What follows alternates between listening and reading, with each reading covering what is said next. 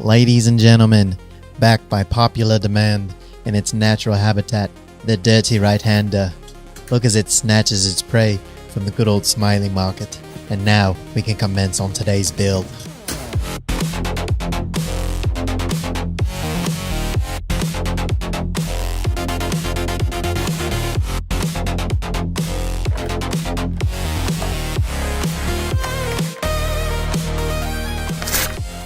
What's going on, folks? Zeek here with another banger of a video, and I am super excited to finally be putting this build guide together for you guys. Now, I hope you guys liked the intro, had a lot of fun shooting it. Anyways, this DIY project needs no introduction. You've seen me talking about it on my Instagram Reels and my YouTube Shorts. What am I talking about? I'm talking about the HaleHound CYD project. Now, what is HaleHound?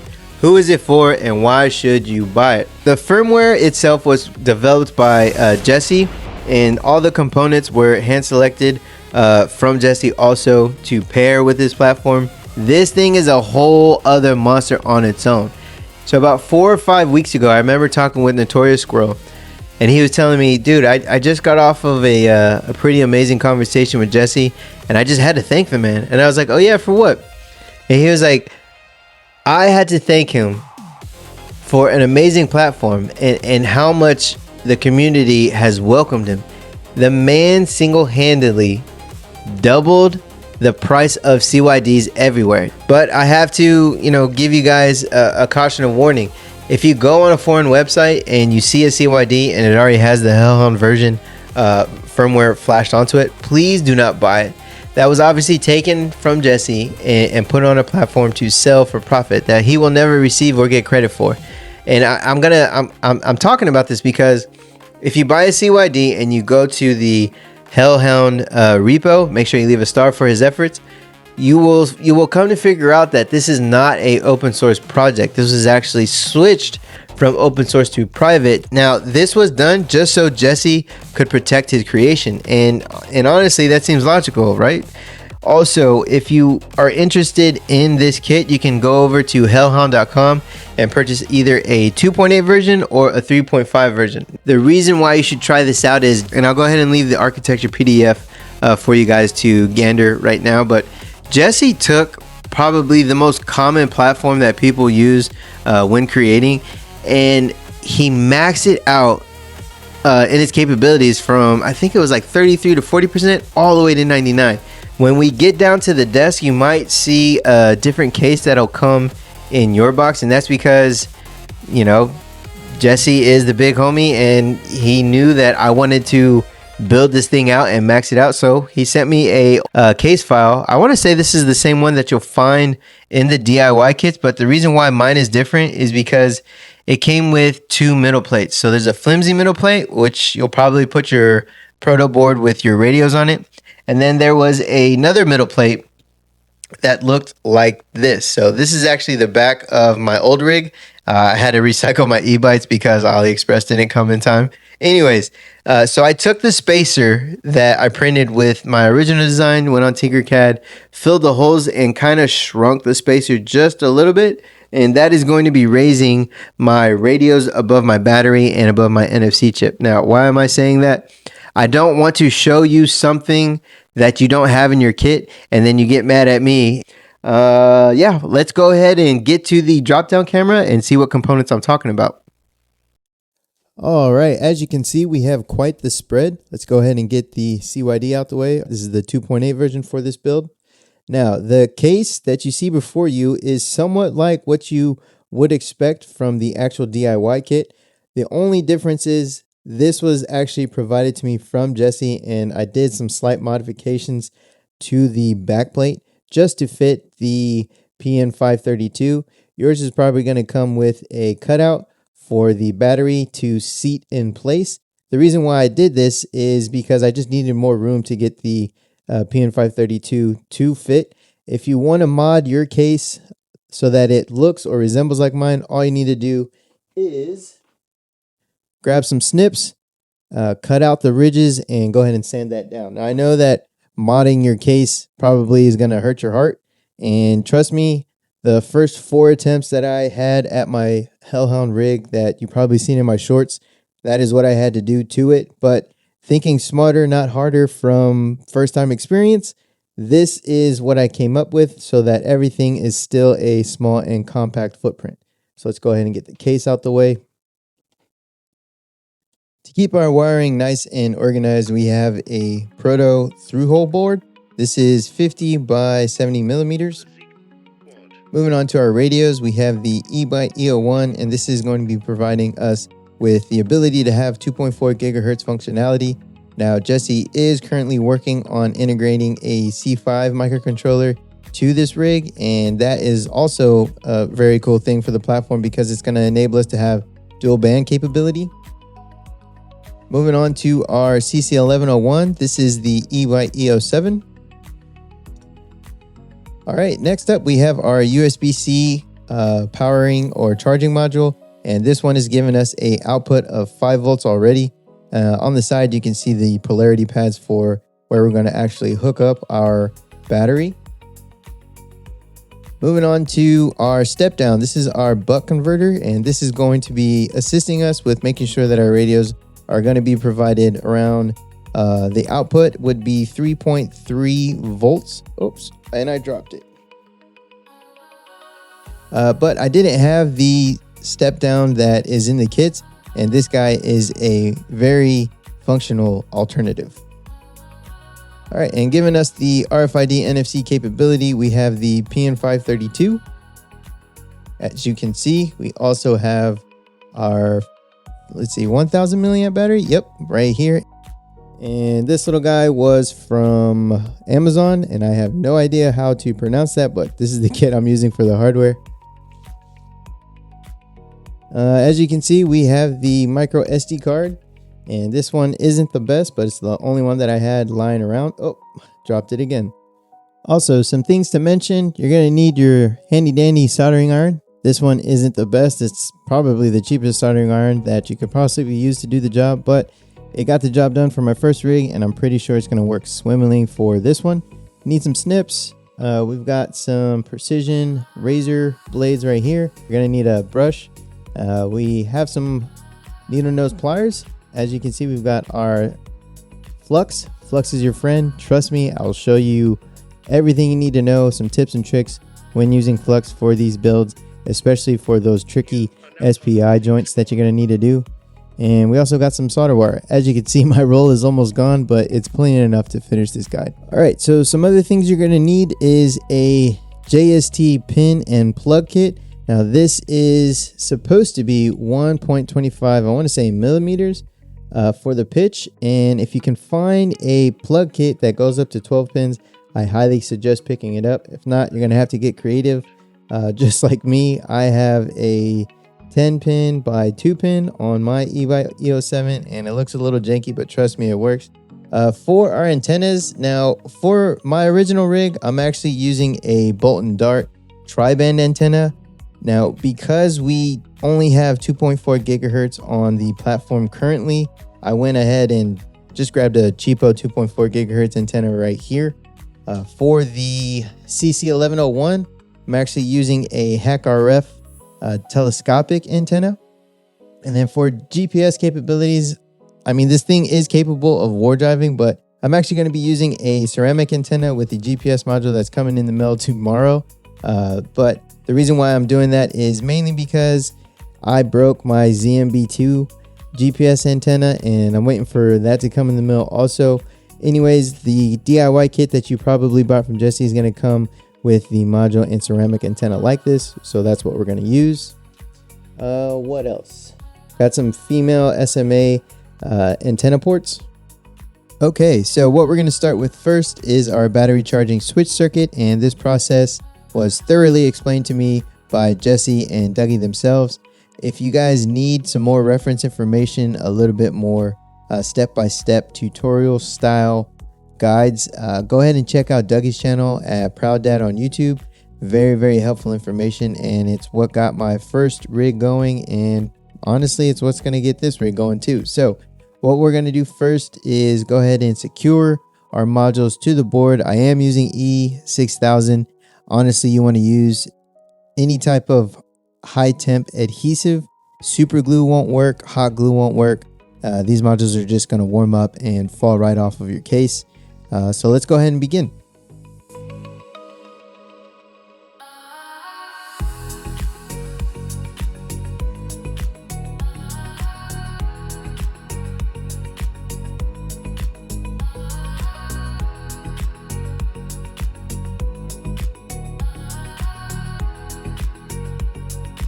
You are now part of the Zeek squad.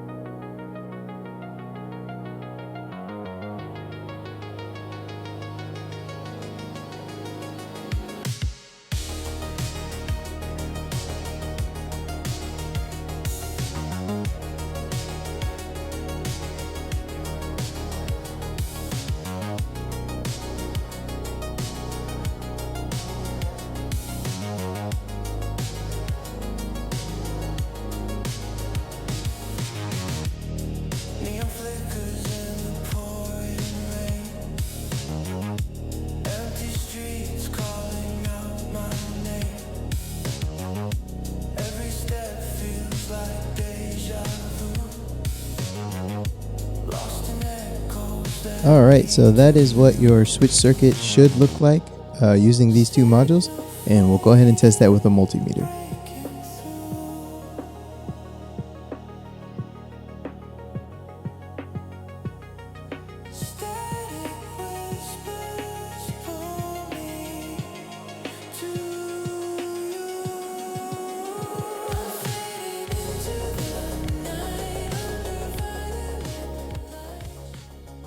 Alright, so with our switch circuit complete, I went ahead and installed my PN532.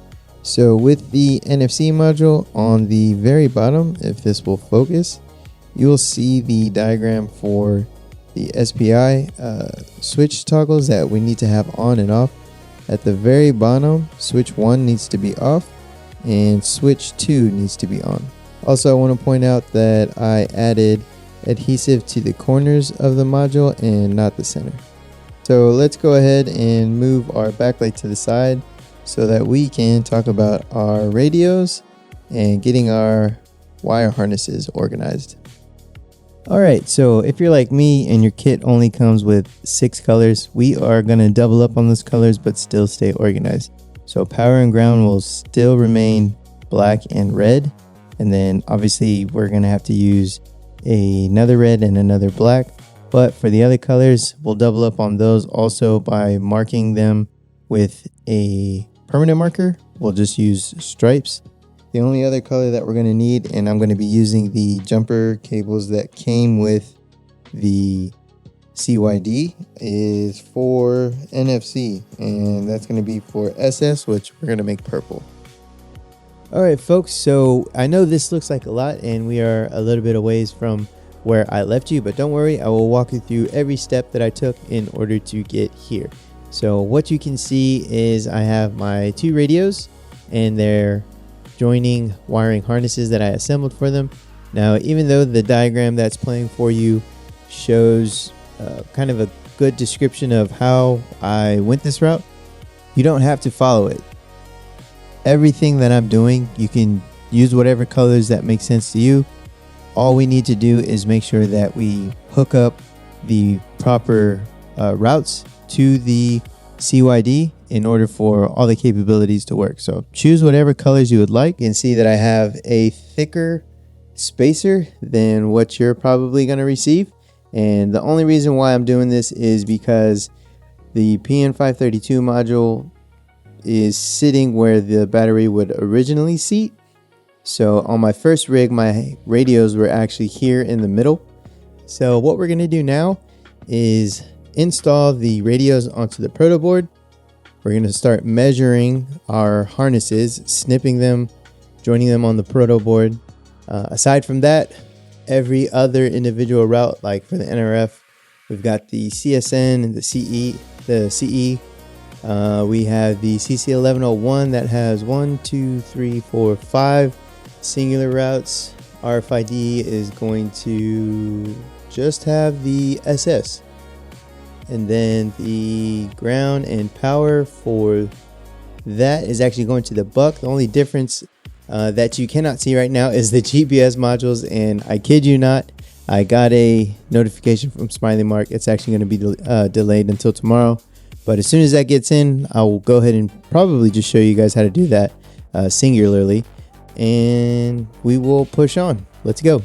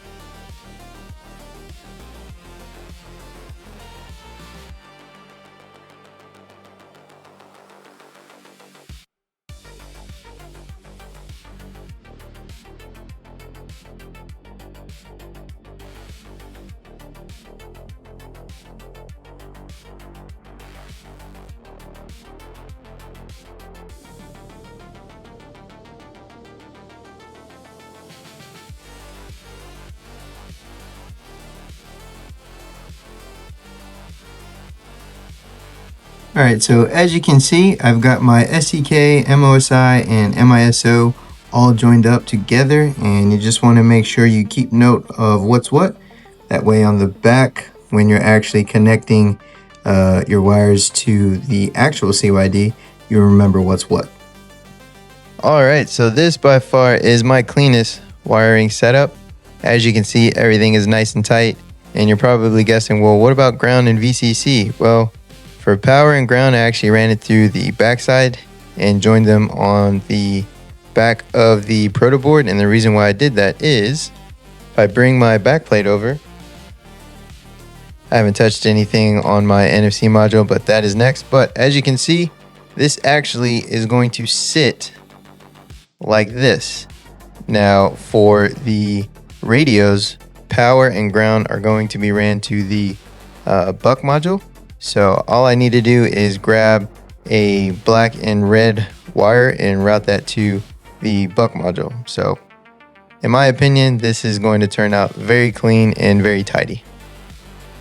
All right, so just to point things out, because I didn't show you guys one by one how I routed everything.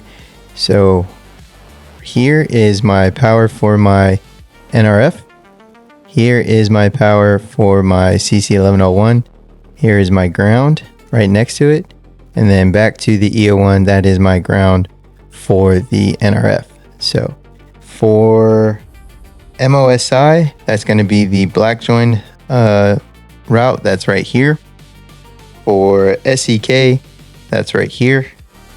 For MISO, that's right here. And then for the NRF, the solid green is going to be my CSN, and then the green stripe right above it is my CE. For the CC1101, we have the solid blue, which is my GDO2. We have the blue stripe, which is my GDO0. For my CSN, that is the yellow stripe.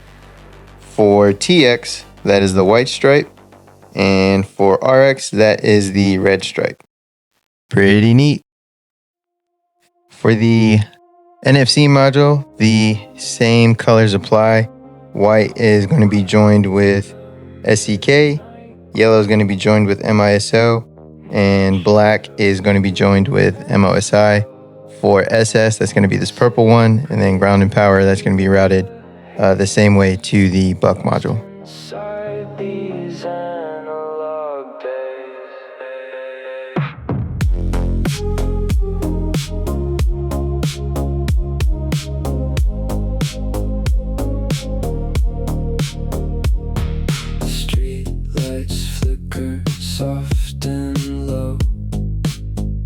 All right, folks, so we are actually going to be setting up our CYD board finally.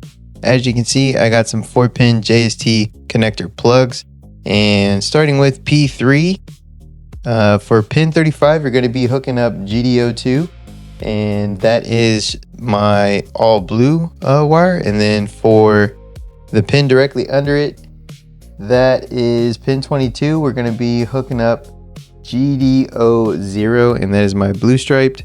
For the CNL connector, which is directly below it, we are going to be using pin 27. And let's see, that is the third one, and that is going to be utilized by my yellow striped wire. Going to the SPI, we are going to be hooking up our SCK, MISO, and MOSI, and that is my black for MOSI, white for SDK, and yellow for MISO. And then moving to the LED, we are going to be utilizing all three since we are using the NFC module. So we are going to be using purple for SS, which is pin 17. And then we are also going to be using the, where's LED? CSN, which is going to be my green wire, and pin 16, which is our CE. And CSN and CE are going to be for our NRF. And then if we flip this around, I believe we're going to be using TX, which is pin 26. I believe that is on this side. And then for boot or RX, that is pin 0, and that is this far left one on, that is the far left one on the ESP. I know these joints look pretty micro, but trust me, if you take your time, just like you did on the actual case, making your joints on the CYD board is actually going to be pretty easy. So slow is smooth, smooth is fast, take your time, and I know you guys can do it. Also, the P1 connector is what we need to actually plug up to provide power to the rest of the board. Remember, the radios are going to be powered by the 3.3 output for the buck converter.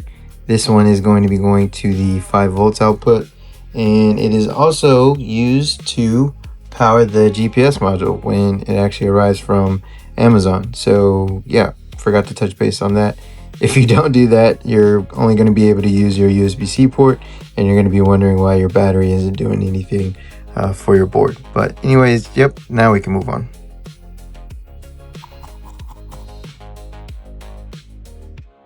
All right, so all of our wires are installed on the actual board. The only thing we need to do is join these to the matching routes on the back of the proto board. As you can see, I left P1 open, and that's just because we're waiting for the GPS modules to come in the mail tomorrow.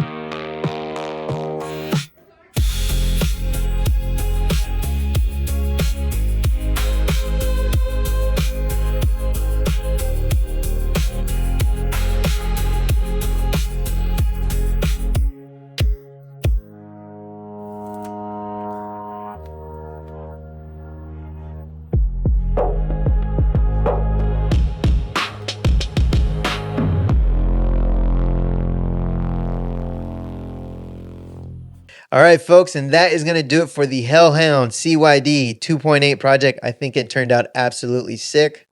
I'm calling mine MidKnight. If you guys want to be a part of the HaleHound community, definitely seek out the public chat. And speaking of the Discord server, I have to give a huge shout out to some of the day ones. Huge shout out to Aranadin and Rob. Rob, my mom's probably watching this, so I can't say your handle. I'm sorry, but I do love Spawn. We've talked about this. Also got to give a huge shout out to Dougie. The man is putting out really helpful content on walking through some of the build guide steps that I might have skipped over. So definitely check him out, check his channel out. But that's going to do it for me. Please stay tuned for more updates to this platform. I just got off the phone with Jesse and we're not stopping here. He has some absolute banger ideas that are coming to fruition very soon, and they look amazing. They look amazing. I mean, I already told you about the C5 dual band capabilities that he's working on, but that's a big one, but it is just the tip of the iceberg. I promise you. Aside from that, please like and subscribe, and stay tuned for more HaleHound content. My name's Zeke. I'll see you guys on the next one. Peace.